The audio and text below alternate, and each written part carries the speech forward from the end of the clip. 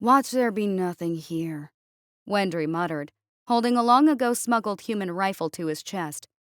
We must have traveled over 9 AU to get to this rotten hulk of a planet, and we haven't even seen anything.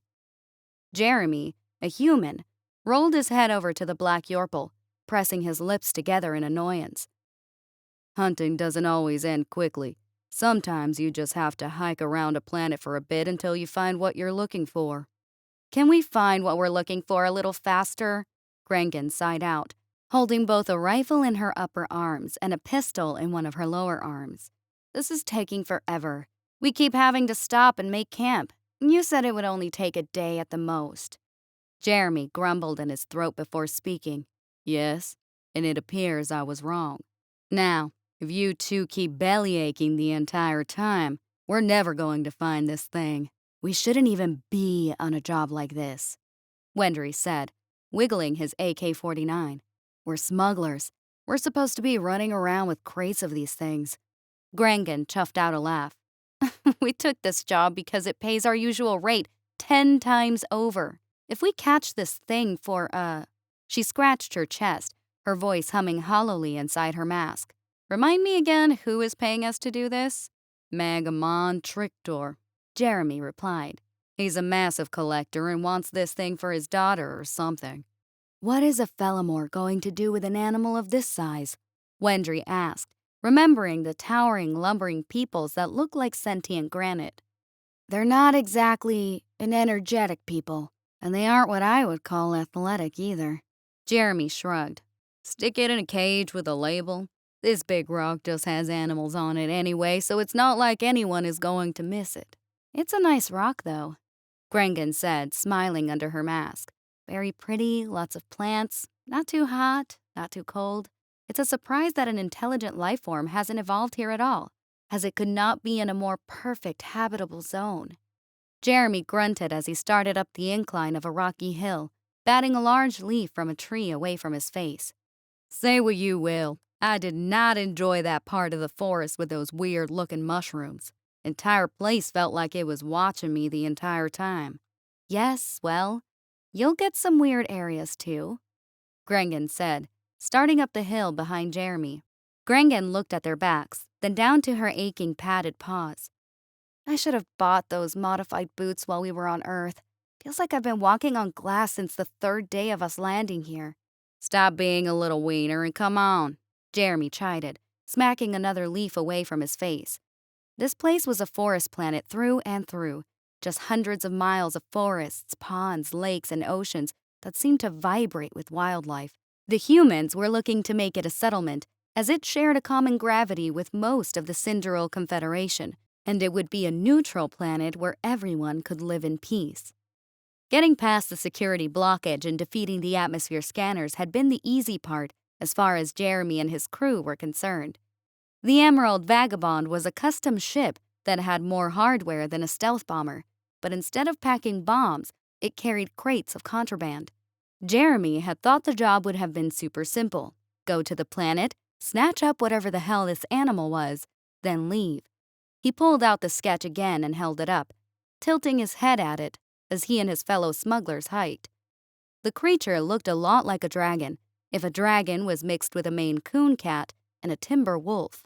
According to Magamon, it was going to be small, but everything was small to those rich walking boulders. Jeremy's communication slate chirped, so he stuffed the sketch back into his pocket, instead holding up the slate as he unclipped it from his armored chest plate. Jeremy smiled at it, making Wendry look over. Told you her sister was into you, Wendry said with a grin, looking over at Grangan. Couldn't even keep 2 of her hands off of you while Grangan was trying to argue with her mother. Grangan stiffened, turning to stare daggers at Wendry from under her mask. I can't believe you would even say that. It's customary for a djinn to hold onto a guest's arm while showing them around our domiciles. Jeremy rolled his eyes, slowing his step to lag behind the 2 bickering aliens. Doesn't explain the lipstick mark on Jeremy's cheek and the fact I saw her holding on to a lot more than his arm. Wendry teased, making sure both his ears and tail were not within reach of the djinn. If you're not careful, you're gonna have a Zumra problem on your handsy-wansies. You little... Grangan growled, stomping towards Wendry and making the Yorple skitter away, cackling as he took cover within a bush. This is abuse, you know. It's against the Unified Cinderal Confederation Code of Conduct. I'll report you. Wendry laughed out from within his safety bush, doing his best to avoid the free hand of Grengen that was coming after him. Grengen finally got an ear and started tugging the now hissing and cursing Yorple out of the bush. Oh, you will you? I'd flip on you so hard it would make your fur turn more gray. My fur isn't turning gray, Wendry spat, swatting at Grengen's strong hand. It was just how the light was hitting it. Uh-huh, sure, Grengen chided, letting go of Wendry's ear and letting the fussing Yorple recover. Jeremy, why don't you stop her? You know how sensitive my ears are? Wendry said, his voice trailing off as he looked around behind him. He looked left and right, giving the air a light sniff as Jeremy was nowhere to be found. Grengen? Grengen turned around, brushing leaves from her own armored chestplate, but then her eyes narrowed from under her mask. Where's Jeremy? As if on cue, a loud, panicked scream finally made it to their ears, causing Grengen to startle backwards and Wendry to fluff up with adrenaline. Something grabbed him? Grengen cried out, quickly rustling around with her free hand in a pocket searching for her tracker. You have the sensitive ears and nose. Why didn't you hear or smell anything? Wendry sputtered, his tail and fur fully fluffed out. Smell something? There's nothing here, just us and Jeremy. Obviously not, Grengen growled, turning on her tracker and looking down at the screen as it beeped. Gangjil too! He's moving fast! Come on! Wendry moaned in his throat as he clicked the safety lever down on his AK-49, pulling the buttstock into his shoulder. Oh man, we're so getting eaten. Shut up!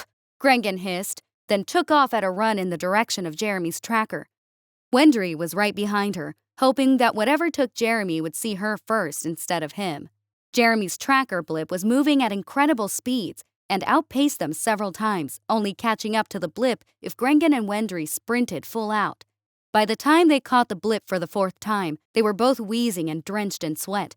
Grengen's hand shook as she held up the tracker screen, sweating pouring down her neck and shoulders in streams, while Wendry wheezed and cursed breathily, holding his hand to a stitch in his side.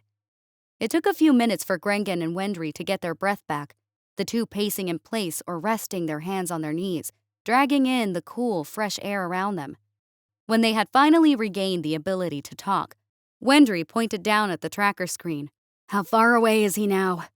Is it still moving? No, Grengen said, standing up straight. No, it's sitting still, just over those sets of hills there. Wendry looked at the tree-covered hills and made an open-mouthed growl, baring his fangs. More hills and trees. Why is this entire planet just hills and trees? Come on, Grengen said, holding her pistol up and her rifle at the low ready. Wendry set his own rifle back into his shoulder, muttering the entire time they walked. It took a while to make their way through the thickly treed hills, but they finally came up over the last crest, finding themselves in a kind of rock and timber nest. Grengen and Wendry held their rifles up, breathing slowly in and out of their noses as they swept their barrels from side to side, keeping an eye out for any sign of Jeremy. A tail lashed out from the lush grass and swept Grengen's legs, the Djinn letting out a short bark of pain before she fell bodily to the ground, the air being knocked out from her lungs. She wheezed tinnily from inside her mask, and she looked around, seeing Wendry had skittered up a tree like a startled cat. Where? Grengen coughed out, looking around and brushing a leaf away from her mask with a shaking hand. Wendry leaned down from the tree trunk he was clinging to, hissing down at her. That was a tail! A big fuck-off huge tail! Tail? Grengen moaned, leaning up slowly and trying to get her lungs fully inflated again. As she blinked painfully from under her mask, she leaned all the way forward with a grunt, raising her head to look around her. She found herself staring into the wide eyes of Jeremy, just 20 feet away. The human hugged to the chest of a gigantic creature that looked like the thing in the sketch. It was massive and did indeed look like a dragon of Earth, maybe one of the Japanese or Chinese ones. That similarity stopped behind body shape, as the thing had the head of an Earth timber wolf and the fur of an extremely fuzzy feline.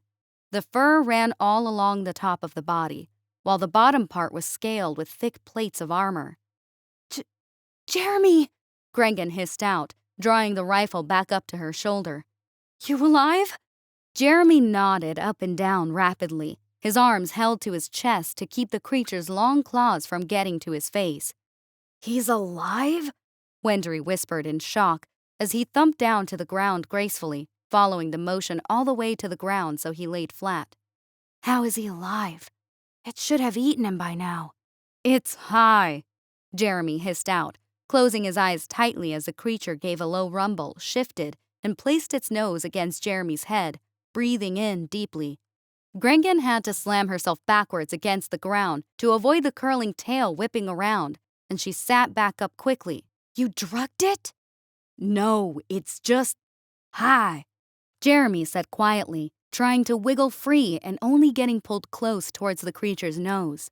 It was going to eat me, but then started sniffing me. It kept sniffing and fell asleep.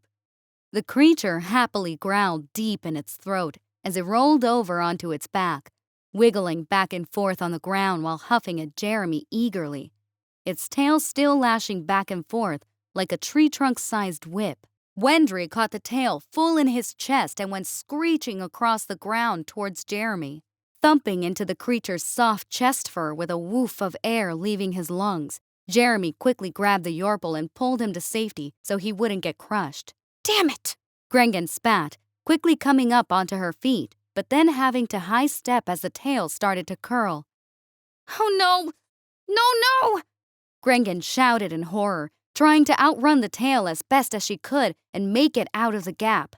No! Not like this! She tripped on a root, and as she stumbled, she was swept in by the tail as the creature curled in on itself, still huffing Jeremy and Wendry like they were scent sticks. Grengan whimpered as she was brought face to face with Jeremy, the other massive clawed paw of the creature coming around to cradle both herself, Jeremy, and the wheezing Wendry. Can I be myself? Wendry wheezed out painfully as a massive sword-sized nail came to rest around his neck. Don't you dare piss on me, Jeremy growled to Wendry, moving the claw away from the Yorple's neck and keeping the creature's nose away from him in case it caused it to do something else. We need to, Jeremy started, then closed his eyes as the giant creature huffed him again, dragging his hair into its nose, and then giving both Wendry and Jeremy a lick. To get the ship over here now. You want Aerie to fly our ship? Grengan said in a quiet outrage, also catching an errant lick from the massive wolf dragon. She'll crash it into us before she ever landed it properly. Jeremy shook the spit away from his face as the creature licked him a few more times, spitting out as a large glob of slobber coursed down his face. Just tell the point to bring the ship here. Grengan wiggled back and forth until 2 of her 4 hands were free, then tapped a quick message to the likely sleeping point. The message was not answered for nearly 20 minutes, and Aerie's only reply was a kissy face emoji. The emojis were becoming extremely popular now that the humans had unleashed their sarcastic expertise across the stars, and Grengan hated them. Aerie, on the other hand, had several collections of them, and let Grengan know she was close by sending her an emoji of a cat playing with a ruler. The ship landing was rough, by all standards, but the beast didn't even try to move. Instead, opening its giant eyes and watching the craft with red-eyed curiosity, Aerie came prancing down the ramp of the ship, wearing her now iconic cat ear headphones from Earth on her pointed ears and a bright pink pair of Earth-made Crocs. So you found it!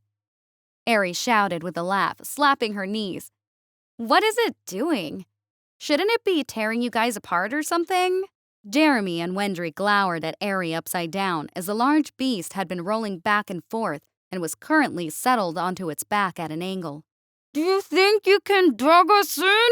Grengan bellowed out muffledly from beside the beast's neck, her entire body barely visible through the thick fur. Is it gassed?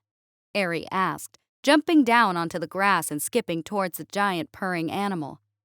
I mean, we can likely drag it in if it's gassed, but that would be a lot of cable and parts to move around. Why is it like this? I think it has something to do with Jeremy, Wendry growled, then let out a quiet, ugh, as the creature's long tongue caught him across the face.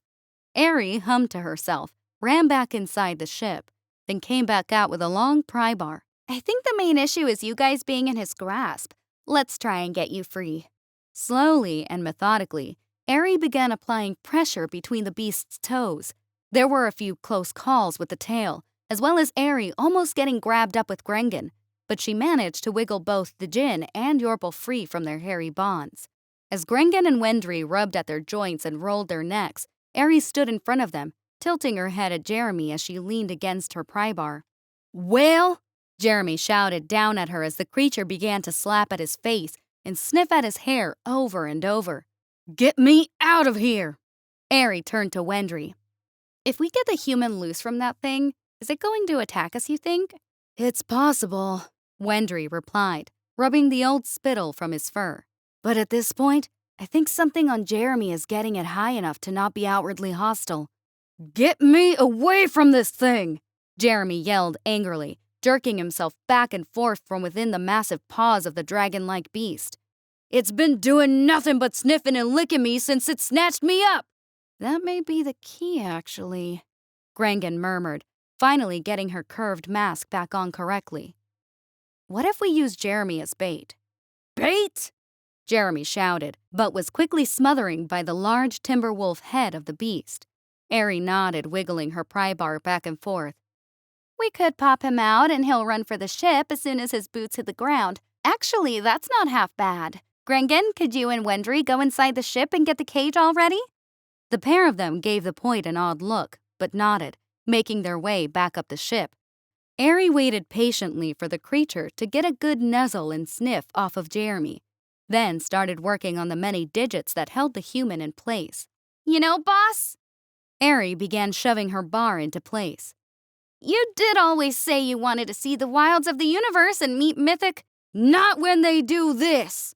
Jeremy spat, his hair resembling a giant cowlick.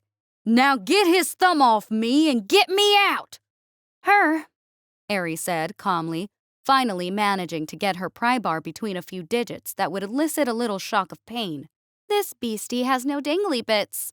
"Ari!" Jeremy growled, kicking his feet around to get more room. Ari pushed up on the bar, and the creature's eyes shot open, the intense shock of nerve pain causing it to open all of its paws at once. Jeremy fish-flopped up into the air and hit the grass on all fours, then took off into a sprint towards the ship. "Well, that was lucky," Ari said with a smile, ducking down as the creature righted itself with a quick twist of its body. "I guess fingies are all the same no matter what creature it is." Jeremy was sprinting as hard as he could, looking over his shoulder to see the long dragon-esque body of the creature twist and loom into the open. He blanched, fear kicking his legs into overdrive as he screamed at the ship. "Grengan! Grengan, get the cage ready!" There was no response except for the engines to the ship turning back on, spooling up with power. He then heard Ari puffing along at an angle away from him, running towards the cockpit ramp, and he had another sudden jolt of fear as he yelled over at her. "You better not leave me here!" Jeremy screamed at her, jabbing a finger at her as the creature tumbled head over heels behind him, too high to run properly. "If you leave me here, I will find you!" "Just run at the cage!" Ari shouted back at him, and Jeremy was finally close enough to see Wendry working the winch system, drawing up the magnetic guillotine door of the cage. The beast found its footing and surged forward, clearing the distance between Jeremy quickly, despite it appearing to forget how its four legs worked. With the shuddering rattle of the deck plating, Jeremy made it just past the magnetic door as the beast slammed into him, carrying both Jeremy and the creature itself into the large solid-walled cage. "I got it!" Wendry bellowed, slamming the release button and letting the door slam shut. "Grengan, open the hole!" Grengan threw her cutting torch away and wrenched open the partially cut door, bending over to see Jeremy getting another good round of huffing. "Take my hands!" Jeremy reached out and grabbed both of the offered hands with his own, and he was slowly jerked out of the hole inch by inch. In the end, it took both Grengan, 4 of her arms, Wendry, and Ari to finally extract Jeremy from the cage, and he looked a little worse for wear, due to the beast getting desperate and using its claws towards the end. As Ari fixed up the rake marks on Jeremy's legs, Wendry wasted no time in taking off, getting them off of the planet before anything else showed up to get a whiff of Jeremy. It took roughly 42 hours for the creature to sober up, and that's when the wailing started. Jeremy, friend, boss, human, you gotta go get that thing high again. Wendry moaned out one morning, his fully colored eyes strained and dark around the edges. It's been 12 hours of the howling and keening. Just go let it sniff you. Jeremy, stubborn but as tired as the rest of them, was making coffee for Airy and the Djinn, as Yorples got odd when they drank coffee. I'm not doing it. I will do a lot of things for money, but I am not letting myself be used as catnip for the wolf dragon down there. Grangan grumbled into the kitchen area with Airy, both of them looking as dog-tired as Wendry felt. Boss, Airy sighed out, pulling lightly on her long ears to try and alleviate some of the headache she had. Just let it get one good whiff, enough to net us a solid nap. Grangan nodded. I agree, Jeremy. Just sit next to the hole and let it sniff you. It'll pull me through, Jeremy whined, pointing down at his leg. It damn near took my legs off. What if I cut a small hole? Grangan asked, wobbling back and forth on her feet after being awake for nearly 24 standard hours. Just a little bitty hole. Just a itty-bitty one. Airy held up her hand, her pointer and thumb finger pinching near each other. Itty-bitty hole, boss. Just itty-bitty. It took some more asking and a few threats of mutiny to get Jeremy to agree. But Grangan was finally given permission to cut a few slits into the side of the cage. The creature growled and struck at the wall of the cage when it saw Grangan, the entire contraption rattling back and forth as she cut. Grangan was sweating bullets as the creature bared its massive fangs, snarling and biting at the air that was singing with sparks. But when it saw Jeremy loom into view, its demeanor changed. Instead of its hair being flayed out and teeth bared, it became excited. Its tail lashed from side to side. It began to trill and purr, and it then rolled onto its back, nose pressed against the slits and puffing in small shots of air.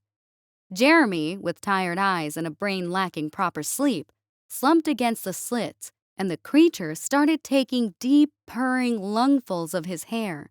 Jeremy fell asleep against the cage, the creature curling up beside the wall as well, and the rest of the ship finally got some peaceful rest. This pattern continued for several more days. Jeremy would wake up, take his breakfast, and go eat beside the cage.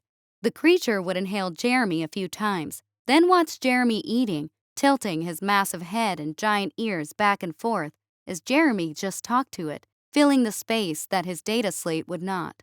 It was a long way to the Fellamore home planet, and with no jump maps available around here, they would be traveling in normal space for another 7 days before they hit one of the L-speed lanes. To pass that time, Airy wanted to do some experiments to see how smart the creature was, and nearly caused a panic when she hit the lift button and opened the magnetic guillotine door on the cage. Are you out of your mind? Grangan wailed from up on the service catwalk, looking down into the cargo bay with horror. Why would you set it loose? Airy looked up as the creature prowled out of the cage past her, looking around for Jeremy. I mean, it didn't eat me right away. That's a good sign, right? It's out! Grangan screamed, gesturing around with her 4 arms wildly. How are you going to get it back inside its cage? What's all the yelling about, holy? Wendry screamed, stepping through the main doorway above the ladder down into the cargo bay, only to scramble back through it. Jeremy, it's loose! Jeremy came sprinting down the corridor and bursted into the cargo bay, whipping his warm cap from his head and fluffing out his hair. Where is it? Grangan, I'm going to jump inside. You grab... Jeremy's voice trailed off as he looked down into the cargo bay, watching as Airy lightly tapped her palms on the creature's nose like it was a bongo drum. Airy? Jeremy said, and both she and the creature looked up at the human. The creature's eyes widened, and it surged up onto its legs, its tail lashing back and forth with pleasure at seeing the human. Airy chuckled to herself, as the massive creature leaned up onto the corridor crossing, giving Jeremy a few light sniffs before leaning over and bowling Wendry over with its nose. "Hey, boss," Ares said, tapping her nose in thought as the creature jumped up onto its cage, leaning up and pawing absent-mindedly at the screeching form of Grengan. "I have an idea." Jeremy was clicking his tongue at the Timberwolf dragon thing, clapping his hands to try and get it to stop swatting at Grengan. "What?" "What if we didn't take this thing to the Felomores?" Ares said, watching Grengan climbing the support rails to the catwalk in order to get further away from the creature. "What if we, Jeremy stopped, then slowly looked towards Ares. "We are not taking it to El Cardis." "Why not?" Ares said, placing her hands on her small hips. "He pays top dollar for anything he can ride, plus he's human. It may treat him the same." Wendry, still laying on the deck, blinked up at Jeremy. "He'll pay more than the Felomores, and it will at least get played with. I bet he'll let the young ones ride it for a small fee." "Since when do you care?" Jeremy said down at the Yorple. Wendry shrugged. "Because meeting up with his circus is only half the distance to the Felomores. Faster it's off this boat, the happier I'll be." "I vote circus!"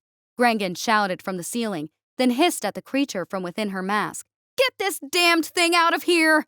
To Grengan's delight, the flight to rendezvous with El Cardis was short, though it took a lot of baiting and playing with the creature to get it out of the cargo hold. El Cardis was impressed by the size of the creature, as well as its agility, and his massive circus could provide the room needed for it to live comfortably. Thankfully, one of the human animal trainers took to the creature nearly on contact, and the odd sniffing behavior was observed. It appeared that whether the human was male or female, the creature seemed to derive a lot of pleasure from sniffing and licking their hair. Catnip, the timber dragon, was an instant success at the Starbound circus, though her origins began to draw rather baleful eyes from the Confederation.